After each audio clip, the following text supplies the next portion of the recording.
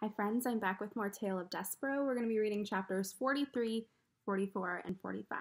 Let's get started. Chapter 43, What Cook Was Stirring. That night, Despereaux rolled the thread down from the threadmaster's lair, along innumerable hallways, and down 3 flights of stairs.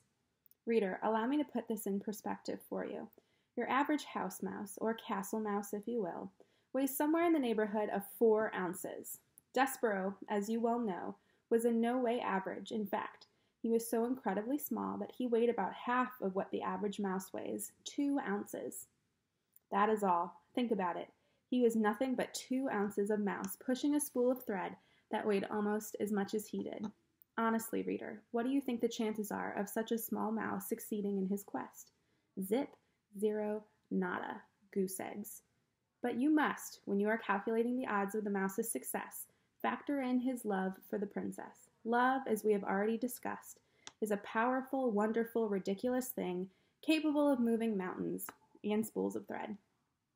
Even with the love and purpose in his heart, Despereaux was very, very tired when he reached the door to the castle kitchen at midnight.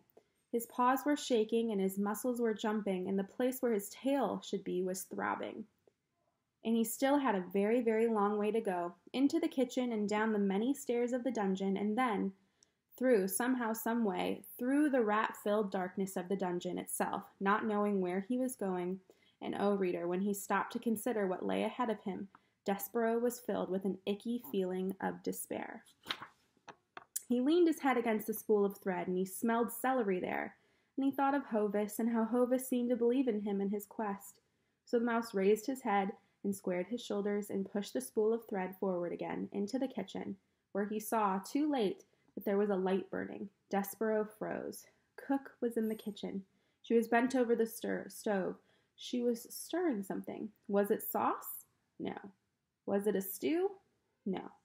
What Cook was stirring was soup. Soup, reader, in the king's own castle, against the king's laws, right under the king's very nose. Cook was making soup. As the mouse looked on, Cook put her face into the steam rising from the pot and took a deep breath. She smiled a beautiful smile, and the steam rose around her and caught the light of the candle and made a halo over her head. Despereaux knew how Cook felt about mice in her kitchen. He remembered quite clearly her instructions to Mig regarding himself. Kill him. The only good mouse is a dead mouse. But he had to go through Cook's kitchen to get the dungeon door, and he had no time to waste. Soon daylight would dawn and the whole castle would be awake, and a mouse would have no chance at all of pushing a spool of thread across the floor without attracting a great deal of attention. He would have to sneak past the mouse-hating Cook now. And so, screwing his courage to the sticking places, Despereaux leaned against the spool of thread and set it rolling across the floor. Cook turned from the stove, a dripping spoon in her hand, and a frightened look on her face, and shouted, "Who's there?" Chapter 44. Whose ears are those? "Who's there?" shouted Cook again. Despereaux, wisely, said nothing. The kitchen was silent. Said Cook. "Nothing. It's nothing at all. Just my nerves, Nelly ears, playing tricks on me." "You're an old fool," she said to herself as she turned back to the stove. "You're just an old fool afraid of being caught making soup."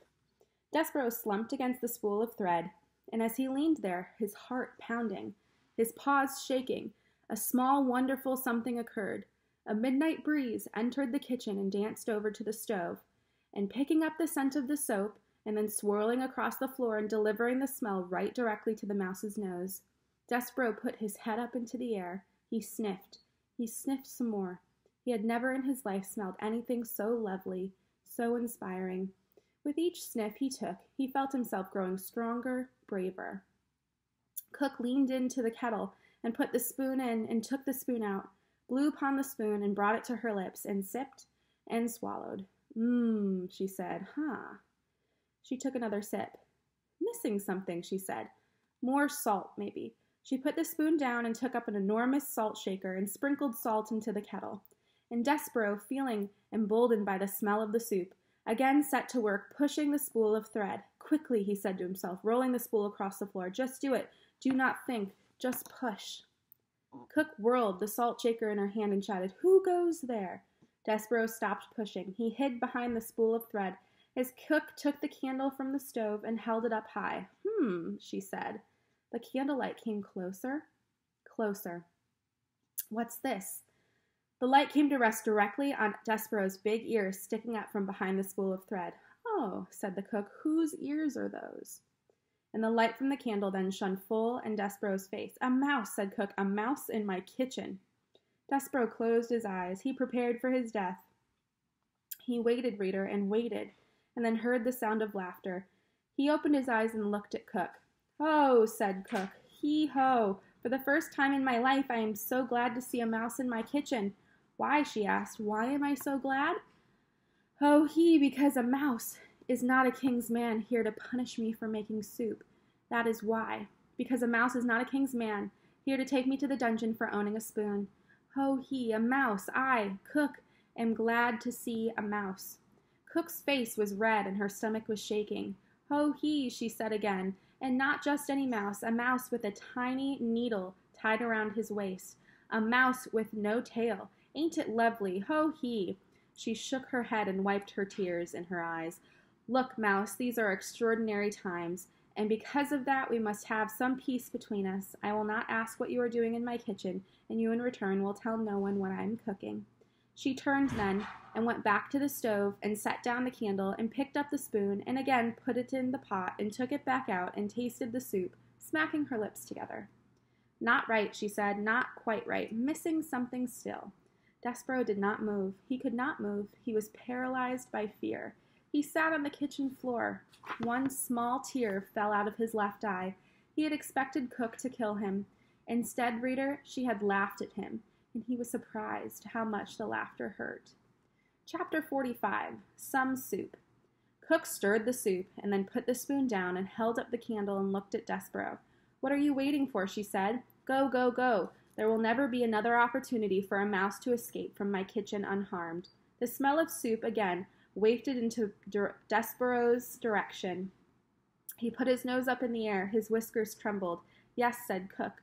"That is soup that you are smelling. The princess, not that you would know or care, is missing, bless her good-hearted self. And times are terrible. And when times are terrible, soup is the answer. Don't it smell like the answer?" "Yes," said Despereaux. He nodded. Cook turned away from him. She put the candle down and picked up her spoon and started to stir. "Oh," she said, "these are dark days." She shook her head. "And I'm kidding myself. There ain't no point in making soup unless others eat it. Soup needs another mouth to taste it, another heart to be warmed by it." She stopped stirring. She turned and looked at Despereaux. "Mouse," said Cook, "would you like some soup?" And then, without waiting for an answer, she took a saucer and spooned some soup into it and set it on the kitchen floor. "Come closer," she said. "I don't aim to hurt you, I promise." Despereaux sniffed. The soup smelled wonderful, incredible. Keeping one eye on Cook, he stepped out from behind the spool of thread and crept closer. "Go on," said Cook. "Taste it."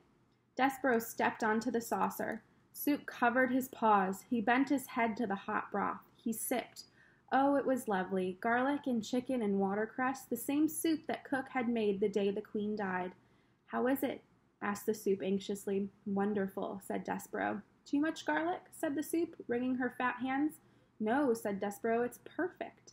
Cook smiled. "See," she said, "there ain't a body, be it a mouse or a man, that ain't made better by a little soup." Despereaux bent his head and sipped again, and Cook stood over him and smiled, saying, "It don't need a thing, then. Is that what you're saying? It's just right?"